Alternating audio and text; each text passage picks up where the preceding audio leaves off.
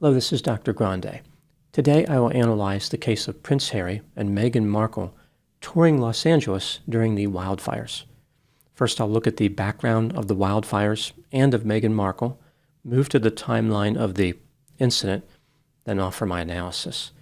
Starting on January 7, 2025, a series of wildfires erupted in Los Angeles County, California. The first one was in Pacific Palisades. This is an upscale community 22 miles west of downtown Los Angeles. That same day, fires broke out in Eaton and Hearst. Over the next few days, additional fires erupted and were contained. At the time I'm making this video, there are essentially only two fires that are causing major problems: the Palisades fire and the Eaton fire. The Palisades fire has burned over 22,000 acres and is 17% contained. The Eaton fire has burned over 14,000 acres and is 35% contained. At least 24 people have died in the fires, over 12,300 structures have been destroyed, and 92,000 people in Los Angeles County are under evacuation orders. This disaster, of course, has attracted a massive amount of media attention. Many people want to help the survivors in Los Angeles County. This brings me to the background of Meghan Markle.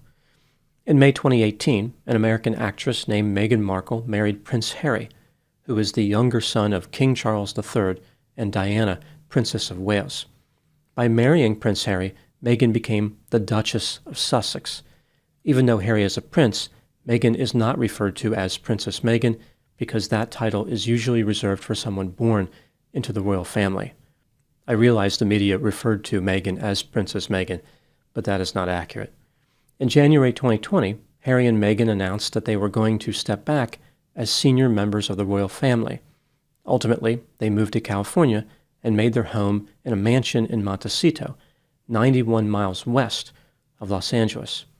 Harry and Meghan have stayed busy in the United States. They have started what appears to be an aimless series of business ventures. Despite their failure to offer any value, the couple has made millions of dollars in deals with Netflix, Spotify, and other companies.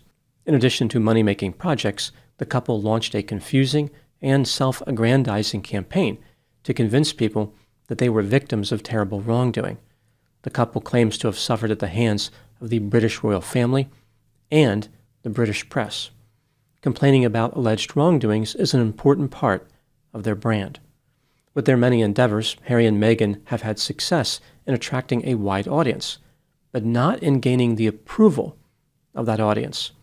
The Quasi-Royal couple clearly believe they are extremely important and everyone should listen to them all the time, but they have struggled to create a message that isn't self-centered or grandiose. They have never been able to explain what value they have to offer to society that can counterbalance having to listen to their constant whining. Despite these repeated failures to win over the public, Harry and Meghan keep trying to improve their image. They simply will not give up. Now moving to the timeline of the incident. On January 10, 2025, as the wildfires continued to rage in Los Angeles, Harry and Meghan were spotted touring Altadena with the mayor of Pasadena, Victor Gordo. Altadena was heavily affected by fire. Later, they were seen at the Pasadena Convention Center, where they volunteered and donated clothing and other items. It's not exactly clear how long they were there, but it appeared to be less than 20 minutes. Through their charitable organization, the couple also made a monetary donation to the relief effort. On the next day, January 11, the actress Justine Bateman posted a message on the social media platform X, which read, quote, "Meghan Markle and Harry are no better than ambulance chasers. What a repulsive photo op they achieved. They are touring the damage. Are they politicians now? They don't live here. They are tourists. Disaster tourists." Unquote. Now moving to my analysis. Justine Bateman's post was met by many strong reactions by the public. Some people agree with Justine. They are sick and tired of Harry and Meghan always finding a way to get in front of a camera. Other people think the couple should just be left alone. If they want to tour the disaster area and can somehow get permission, then that is their choice. Harry and Meghan are trying to help people, and any assistance is appreciated. This brings me to the question, was it inappropriate for the Quasi-Royal couple to visit the disaster area? The visit can be broken down into two components: the tour of Altadena with the mayor of Pasadena and the brief volunteering activity at the Pasadena Convention Center. These components can be weighed separately as far as appropriateness. With this in mind, let's take a look at the evidence both for and against the idea that the visit was inappropriate, starting with the factors that support this theory. Prince Harry and Meghan Markle are not politicians, they are not emergency workers, and they do not own property in the area affected by the fires. There was no need for them to take a tour. Harry and Meghan were simply wasting resources that can be used to help actual victims. The areas affected by the fires are very busy. There are many people there trying to help. Having a quasi-royal couple standing around with cameras doesn't make things easier for anyone. There's no clear purpose for the tour. Why did Harry and Meghan need to be there? Were they not convinced the situation was serious? They had to walk around and see it to believe that this was a disaster area? Haven't they been watching the news? The fires have been a big story for several days now. There is no question that the destruction is widespread. That is not up for debate. The disaster area does not need to be certified as a catastrophe by Harry and Meghan. An argument has been made by their supporters that the couple was raising the awareness about the fires. Again, I'm pretty sure everybody already knows about the fires. The awareness level is at the maximum. There is no more room to raise the awareness. The awareness measuring instrument does not have a higher reading. As far as the volunteering effort at the Pasadena Convention Center, this type of activity needs to happen in person. A volunteering effort cannot be electronically transferred like money. One can understand how the couple needed to travel there to volunteer. However, the actual helping people portion was very time limited. For the most part, they stood around and talked. I'm pretty sure that the victims of the fire already had access to large quantities of that particular resource. They don't need any more standing around and talking. Harry and Meghan were only there for less than 20 minutes, at least it appears that way. What were they going to accomplish in such a small amount of time? I'm not sure what they did can actually be called volunteering at all. Saying they volunteered is a generous characterization of their effort. This is like saying a person waiting at a bus stop or standing in line at a grocery store is a volunteer. Harry and Meghan realize they are famous. They understand that some people will be starstruck by them, like the mayor of Pasadena. Their presence in the disaster area, without any meaningful contribution, only serves as a distraction. If they had performed volunteer work for a few hours, that would be something different. Now moving to the factors that contradict the theory that it was inappropriate for Harry and Meghan to visit the disaster area in Los Angeles.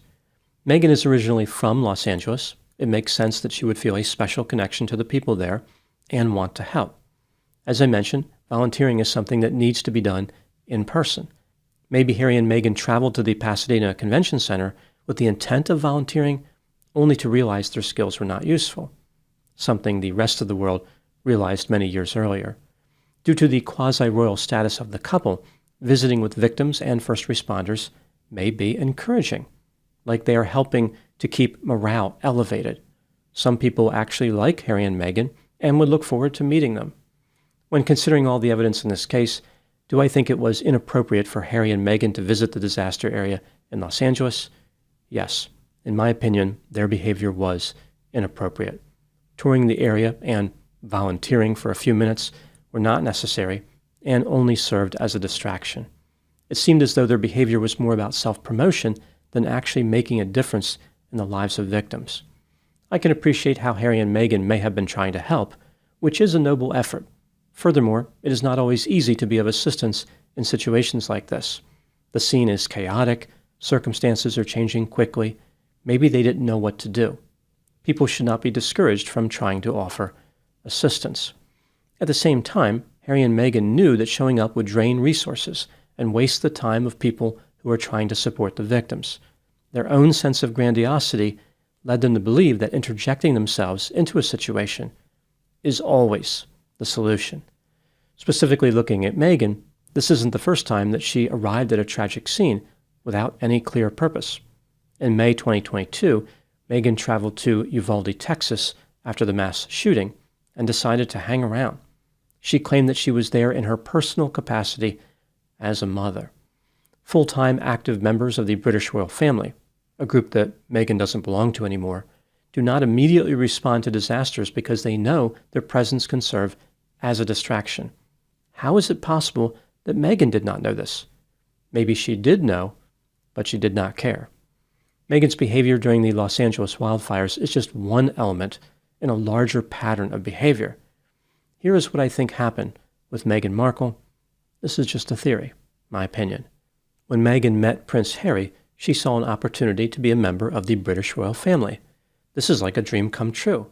Many people would be thrilled to marry a prince. It's something straight out of a fairy tale. Meghan didn't really understand British culture, the country's history, the monarchy, or anything about the daily life of a working royal. The only thing Meghan understood was how this was an opportunity for her to ascend to greatness.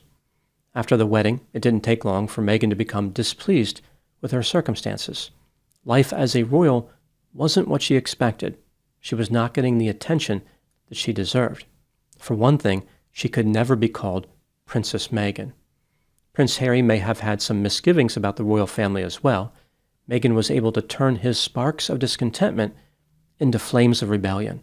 She wanted to turn him against the royal family so that she could be free. She kept complaining and exaggerating her suffering until Harry didn't have any choice but to give in. Meghan was good at playing the victim, and Harry was easily manipulated. At first, the couple made it seem like all they wanted to do was express their frustration with the royal family and move on with their lives. They longed to live in peace, to put the entire royal family situation in the rearview mirror. Privacy was an important concern for them. This was not going to be a protracted disagreement with the royal family. They were not looking to harm the reputation of the royal family, and they certainly had no desire to be the center of attention. Once their story was revealed, once they said what they needed to say, they would move on and fade into obscurity. They just wanted people to leave them alone. Harry and Meghan desired to have freedom. The reality, of course, has been much different.